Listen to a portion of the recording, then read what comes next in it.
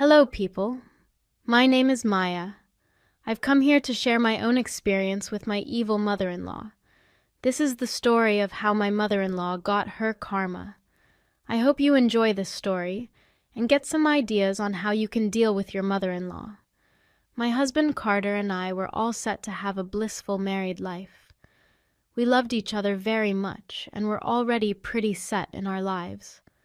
While Carter worked as a software engineer, I was a stay-at-home wife. We had this arrangement because Carter earned enough for both of us, so we mutually decided that I wouldn't be working. Instead, I would do all the house chores and eventually be a stay-at-home mom for our kids. My mother-in-law, Joanna, was not happy with this arrangement from the very beginning.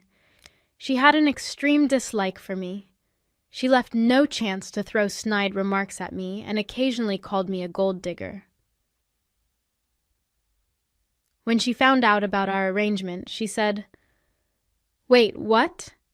Maya is going to be a stay-at-home wife? So this woman is going to sit around and get fat on your money?" "Mom, it won't be like that. She'll be helping out with other things. I will be in charge of the house chores," Carter replied. "But how could you even talk about me like that?" "You are a stay-at-home wife yourself," I retorted. To that, Joanna had no answer. She simply kept deflecting and said that I didn't deserve to be treated like a princess. Spoiler alert. I wasn't being treated like a princess. I was actually working very hard to take care of the house and keep our family running. Joanna refused to acknowledge it. She just wouldn't stop with her nonsense. I tried to talk to Carter about her behavior, however, he never protested much because his mother wouldn't listen. He always said, "Relax, Maya. You know Mom gets easily jealous. It's normal for her to behave this way. Don't take her words to heart." "It's easy for you to say, Carter. You're not on the receiving end of her insults. I'm getting tired of her. Can you promise to at least keep me away from her?" "Fine. You don't have to interact with her much. That way she won't get a chance to insult you." I was disappointed with Carter's constant disregard for my feelings. However, I understood that it was hard for him to talk down to his mother. I wish he had tried harder. Maybe it would have saved us a lot of trouble in the future. Besides, I thought staying away from Joanna would help me be at peace. Well, my peace lasted for only a year into our marriage. After our first anniversary, I found out that I was pregnant. Both Carter and I were happy, but didn't tell his family before the second trimester. I was having a risky pregnancy, so we wanted to wait before telling everyone. When we finally revealed the news, his family had a mixed reaction. They said, "Congratulations, Carter and Maya. Oh my God, this is such great news. I can't wait to be a grandfather. You two are going to be such great parents." "Thanks, Dad. We're really excited as well," Carter responded. "Carter, this child needs to be taken care of.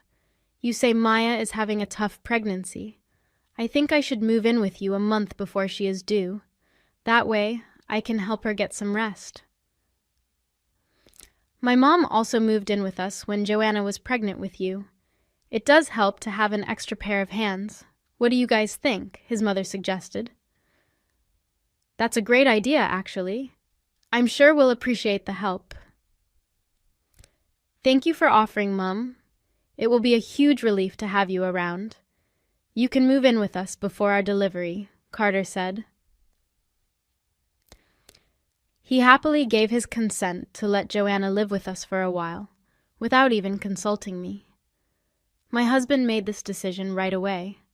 However, instead of blaming him, I was mad at Joanna. She purposefully raised the question in front of everyone. She knew Carter wouldn't consult me before answering and wouldn't say no in front of everyone. When we went home, I clearly expressed my concerns to Carter. I was pretty pissed off, but tried to have a normal conversation. "Carter, that was rude of you to invite Joanna without consulting me. You should have given a neutral answer. You know we don't get along, and still, You want to allow her to stay at our house. You need to relax, Maya. Mum will be a great help at the house. The doctor needs you to rest. I don't want you working and stressing too much. Mum will help you out, Carter replied. Your mum will be the one to stress me out, Carter. Why don't you understand that? She won't stress you out, Maya. You're pregnant, so she won't disturb you much. She's not as evil as you think. Just give her a chance. It pains me to say that we fought for months on this issue. Carter wanted his mum in the house to help me out. Meanwhile, I was sure she would cause trouble if she came. We had some pretty big fights about this. Joanna also kept pressuring and brainwashing Carter into accepting her help. In the end, I compromised and allowed her into my home. As promised, she moved in 1 month before the baby arrived. Guys, I am not exaggerating even a little when I say that Toronto became a living nightmare. This woman was actually at the house to make me work for her. Yes, Joanna moved in so that she could make sure I was doing all the work alone. She was constantly on my butt, telling me to stop being lazy. Hell, she didn't let me rest for more than a few minutes. She said, "This is why I wanted to come here. I knew you would use your pregnancy to get out of your responsibilities. Look at you, wasting my son's money and doing nothing. From tomorrow, I should be seeing you cleaning the house and cooking all the meals. Don't expect me to help." But you moved in here to help me. If you don't want to be of any help, then why bother staying here to supervise? I asked. Of course, I know your tricks. You will use your pregnancy to slack off as usual. If you want to be a good mother and wife, you need to do everything on your own, she retorted. You are asking way too much of me, Joanna. You are here to help and not give me more tasks. I'm having a high-risk pregnancy and need to rest a lot. Not working when you are pregnant is no excuse. I can't believe you think you can get away from your responsibilities like that. That's not how it works. Do you expect me to do your job? She sneered. No, Joanna. I don't expect you to do my job. I thought you would help me out a little. That's why you are here. Anyway, you have some nerve, Maya. I'm here for my son and my grandchild. You are not my problem. Till you've had that baby, I will do nothing around this house. This is your job. I don't have a problem with doing certain chores, Joanna. But I can't do everything, especially when you have become an added member. It's simply not possible for me. I don't care. You're not a princess. Lots of women get pregnant and take care of their family as well. I'm not doing your job, and that's final. I guess the whole thing about my risky pregnancy went over her head. She didn't want to compromise, even if I had complications. Joanna wanted to see me suffering. That's what she always wanted in her life. I knew she never liked me, but things became even worse. Joanna stopped doing anything around the house. Instead, she would boss or harass me and make me do things. From morning to night, I was stuck doing work around the house. She never lifted a finger to help. If I refused to do anything, she harassed me and forced me to do it anyway. I was mentally too weak to fight her. Plus, I knew that if I didn't do all the cooking and cleaning, these things wouldn't be done. I would be starving in a dirty house full of garbage, so I did everything. Carter never said anything because Joanna pretended that she helped me out all the time. I reached my breaking point one night. Joanna told me and Carter that she would call her friends for a party. When Carter expressed concerns about overworking me, she told him that she would get catering and do everything herself, so he didn't say anything. However, after Carter went to work, Joanna came up to me and said, "You know that my friends will come over today. You need to cook lunch and snacks for 12 people. They will be here for my informal grandma shower." Are you insane? I cannot work so much. This is ridiculous. How many times do I have to tell you that I'm having a high-risk pregnancy? You told us you were getting the event catered, I protested. Stop whining about yourself, Maya. We have all been mothers. You don't get special treatment for that. I'm not wasting money when you are perfectly capable of doing the job. Now stop wasting time and start working. I want everything to be perfect. So, I was stuck cleaning the house and preparing the meal from the moment Carter left the house. That day, I worked straight for 12 hours because Joanna even made me clean up and wash dishes after the party. Her friends came and enjoyed the fruits of my work. Not one person helped or even congratulated me. By the end of the day, I was so tired that I felt sick. I called my nurse friend to come and check me. Sure enough, she said that I'd worked too much. That's when I knew I had to stand up for myself. So, I called Carter and told him to come home early from work. I sounded exhausted, and Carter was immediately alarmed. Just when Carter texted me that he was near, I decided to start confronting Joanna. I said, "Do you have any idea what time has passed? I was so tired and almost got sick. My baby could have been hurt." "Stop whining, you little witch. Don't think I will worship you because you are pregnant. You deserve to be treated like this." "What have I ever done to you? You have never been nice to me. Don't act like you don't know anything. You plan to steal my son so you can live like a queen. Guess what? It will never happen. I'll make sure you know your place." "Seriously, Joanna, what is my place? Being the servant of my family?" "Of course. You deserve to be treated like this. I purposefully didn't get catering so I could make you work for my little party. From now on, you should watch your place and show me respect. You made me work 12 hours just for a power play. You are a sick and disgusting human being.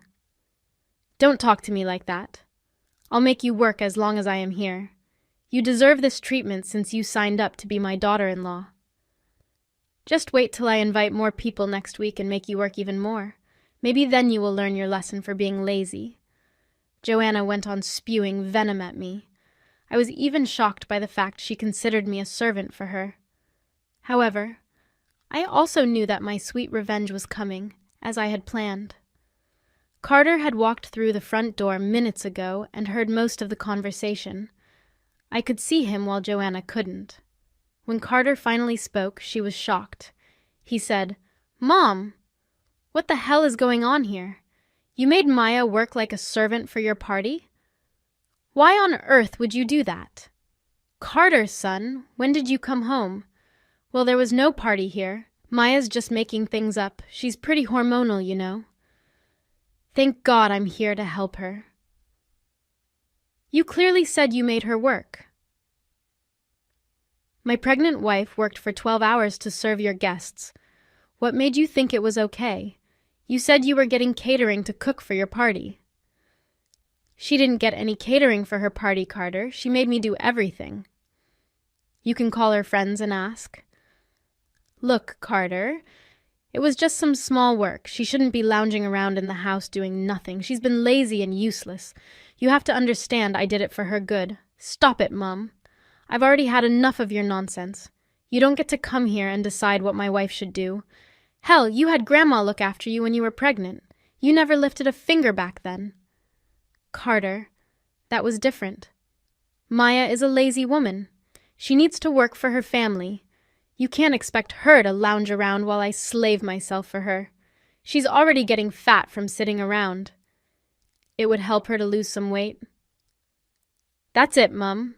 Get out of the house. I won't let you near my family again. You'll be banned from seeing our child, and we will go no contact with you." No, listen to me. You're overreacting. This witch Maya has you misunderstanding things. Don't let her destroy our relationship, Carter. Don't do this, please." Joanna kept begging and pleading with Carter to hear her out. She was shaking and going pale, and it felt like she was having a stroke. Carter simply turned around, walked into her room, and started packing her bags. Joanna tried to stop him. He didn't listen. I didn't even have to do or say anything else. I simply enjoyed the show. Occasionally, Joanna would look at me and throw insults at me. However, Carter shut it down every time and in turn started to berate her. Soon, Joanna was kicked out of the house with her bags.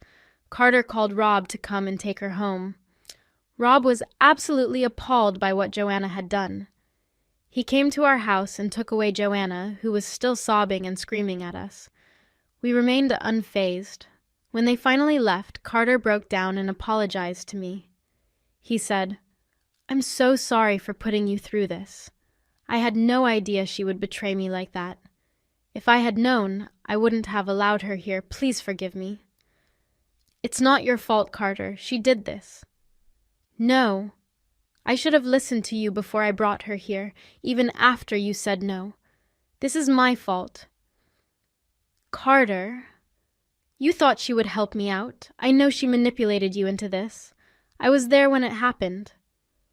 I didn't hold any grudge toward Carter. I knew that it was hard for him to imagine that his mom would be so cruel. He did apologize a lot, and actively set boundaries with Joanna. Since Joanna was already blowing up his phone, the first thing he did was block her. I never blocked Joanna. She kept calling me names and wishing me harm. I kept all the texts and showed Carter from time to time. I didn't want to leave any space for her to be back in our lives. Carter saw everything and was adamant to protect me and our child. He also forwarded the texts to his dad. Things got a little crazy when I was in the hospital for delivery. Joanna showed up and tried to force herself into the delivery room. We had alerted the staff about not allowing her, so they were ready. Apparently, she made a huge scene and was promptly kicked out by security. Rob was allowed to visit us, so he actually got to meet the baby. I gave birth to a healthy baby boy, and currently we are doing pretty well. Around the time I brought my son home, I ended up blocking Joanna from my phone. Rob showed up at our house a few days later. He looked distraught, and we were worried about him. When he came in and sat down, he said, "I came here to talk to you guys.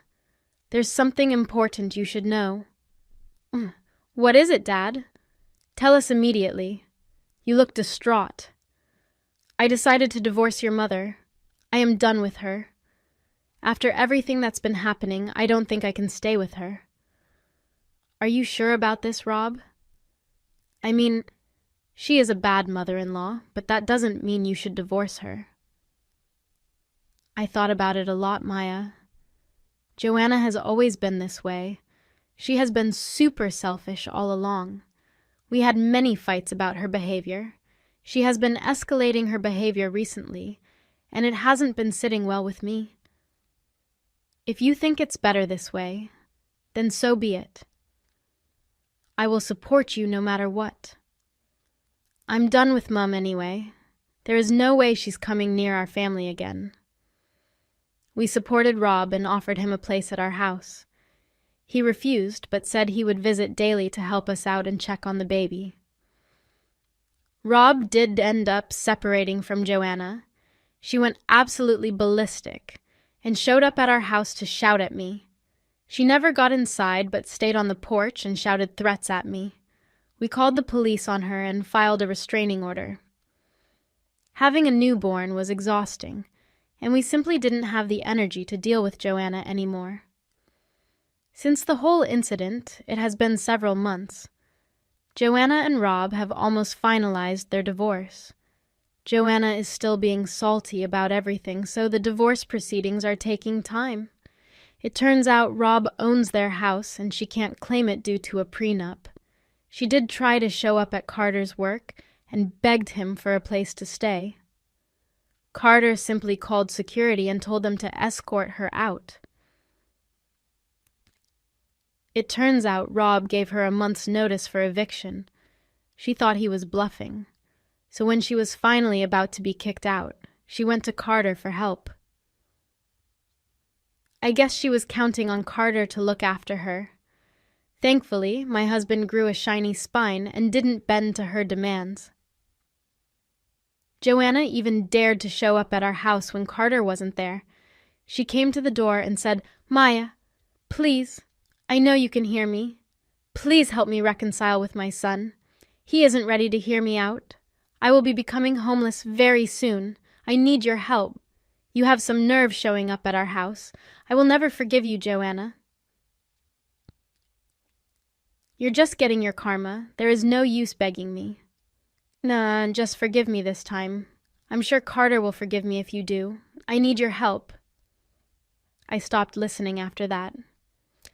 When Joanna didn't stop babbling about forgiveness, I told her to leave or I would call the police. That made her leave reluctantly. We haven't heard or even seen her since then. Carter and I are pretty happy with our new family. Kids do grow up fast, and my little guy is flourishing. Carter does get sad thinking about Joanna, but he still has no intention of contacting her. Joanna is still her miserable self with the added stress of being divorced and homeless very soon. I must say that I don't miss her at all. My little man has been keeping me busy, so I rarely have time to think about her. Hopefully Rob will divorce her soon, and Joanna will be out of our lives for good.